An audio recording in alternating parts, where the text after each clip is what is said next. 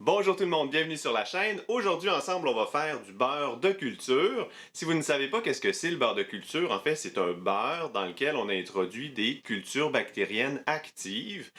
Pensez un peu à comme du yaourt, on a des cultures bactériennes actives dans le yaourt. Le beurre de culture c'est un peu la même chose.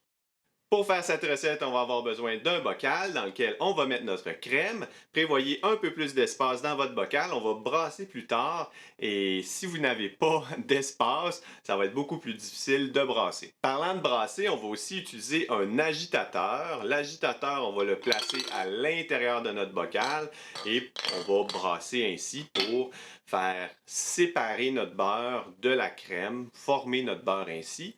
L'agitateur que j'utilise, en fait, je l'avais déjà pour faire des boissons protéinées, des shakes protéinés.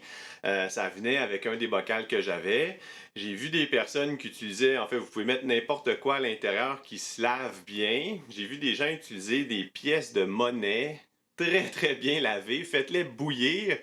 Les pièces de monnaie, c'est pas ce qu'il y a de plus propre, on s'entend, là. Donc, on va manger notre beurre plus tard. Prenez les précautions nécessaires.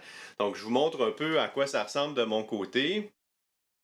L'idée, c'est juste d'avoir quelque chose à l'intérieur qu'on va pouvoir brasser. Si vous avez jamais goûté à du beurre de culture de votre vie, faites-le. Ça vaut vraiment la peine et c'est très simple, vous allez voir. Si vous faites déjà votre fromage à la maison, vous avez tout ce que vous avez besoin. On a besoin d'une culture bactérienne que l'on va introduire à la crème et c'est une culture qu'on utilise pour faire la plupart de nos recettes de fromage, une culture mésophile. Pour les autres à qui je parle et qui pensent que j'invente des mots en parlant, une culture mésophile, ça se trouve. Avec Internet de nos jours, on peut pratiquement tout acheter et se faire livrer à notre porte. Faites un peu de recherche, ça vaut vraiment la peine et ensuite vous aurez une culture pour faire vos propres fromages à la maison en plus. Pour le choix de la crème que vous allez utiliser, elle va représenter environ 99,9999% des ingrédients de votre recette. Choisissez une crème de qualité, une crème sans additifs. Vous voyez, j'ai fait même peur à mon ukulélé qui est encore intact. Aucun mal, aucun mal. Première étape, on verse notre crème sans additifs dans notre bocal. Je pensais que ça allait être une étape plus facile que ça. Ah! OK, une chance que j'étais encore vis-à-vis mon couvercle. Et j'ai un autre contenant qui est environ de la moitié de la quantité, donc je vais l'ajouter aussi. Deuxième étape, vous me suivez jusqu'ici, on va mettre l'agitateur. Ah! Bon, essayez de faire mieux que moi. Ça va vraiment pas très bien mon vidéo jusqu'à maintenant. La crème que j'ai utilisée, je l'ai sortie du frigo environ 1 heure avant son utilisation. Tout ce qu'on va faire à partir de maintenant se fait à température ambiante, entre 20 et 25 degrés Celsius environ. C'est ainsi que je vais ajouter la culture bactérienne maintenant. Les cultures bactériennes que vous allez retrouver sur le marché vont être vendues dans des sachets comme celui-ci. Je vais n'en utiliser qu'une toute petite quantité. Un 32e de cuillère à thé, c'est très peu. Donc un sachet comme ça va vous durer très longtemps si vous faites uniquement du beurre. Et même si vous faites du fromage, vraiment, ça va vous durer très très très longtemps. Alors c'est pas perdu. J'espère qu'il se passera pas une explosion ou quelque chose, là, je sais plus trop. Là.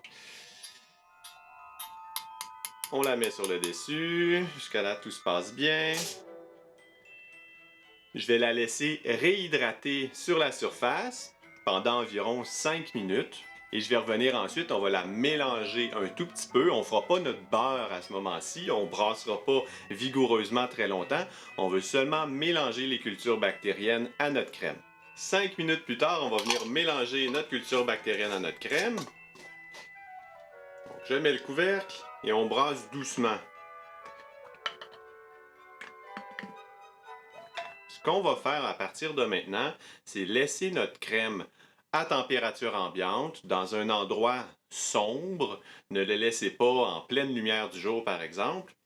Et la crème, on va la laisser 12 à 18 heures. Je vous laisse pour la nuit. On se revoit demain matin. Nous sommes maintenant le lendemain. La crème a maintenant figé. Je ne sais pas si vous pouvez voir, mais elle ne coule pas aussi bien qu'avant. Et c'est parfait, c'est ce qu'on recherche. Je l'ai placé 1 heure au réfrigérateur. J'ai lu que ça aidait à l'étape que je m'apprête à faire, qui est de la brasser de 5 à 15 minutes. Donc on va faire ça ensemble.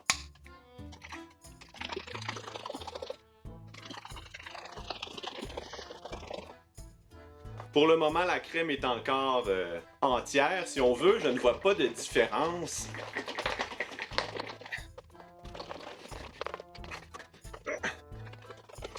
Une autre méthode aussi, mais qui fait des moins beaux vidéos, c'est d'utiliser un robot mélangeur pour, en le faisant tourner rapidement, ça va séparer le beurre aussi. Donc si vous voulez vous éviter un peu d'exercice, c'est une méthode que vous pouvez utiliser.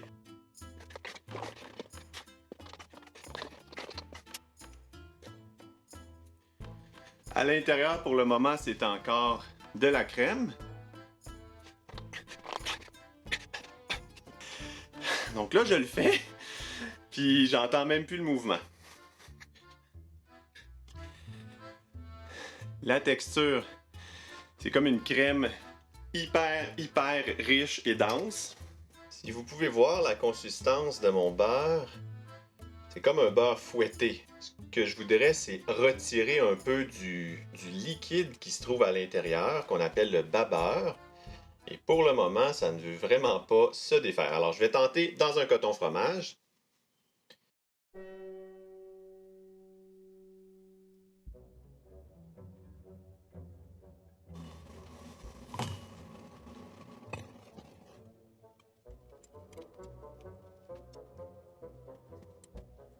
On n'a vraiment pas beaucoup de liquide.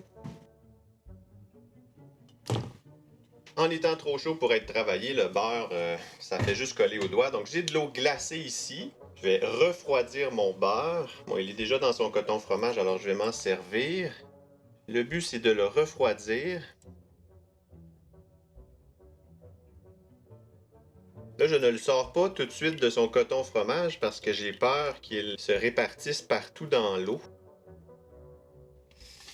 Donc, si vous vous demandez qu'est-ce que ça fait quand on brasse trop notre beurre, c'est en plein ça. Ça sent vraiment très bon, par exemple.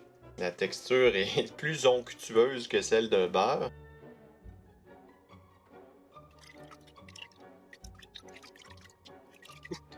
En faisant ça, ça sort comme du coton fromage.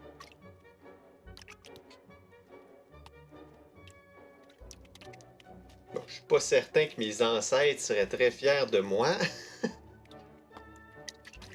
Bon, ça n'a pas la fermeté d'un beurre, mais je pense que c'est ce que je vais obtenir. Je vais essayer de le mouler dans une forme quelconque. Ce qui est bien quand on fait son fromage, c'est qu'on a toutes sortes de moules. Je vais essayer de le mettre dans celui-ci. Habituellement, seulement en utilisant nos mains, on est censé pouvoir lui donner sa forme plus ou moins rectangulaire. Mais dans mon cas, je ne suis pas certain que ce sera possible. Alors, je vais mettre mon beurre dans ça. On va lui donner cette forme.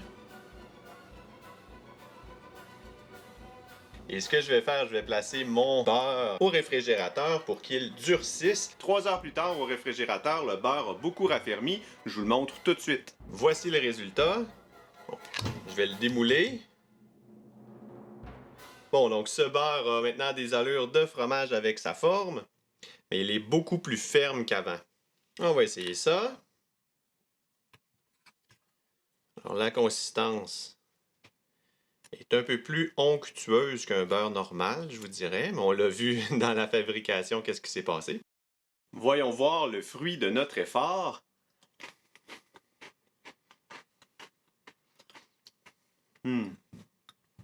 Oh, c'est vraiment bon.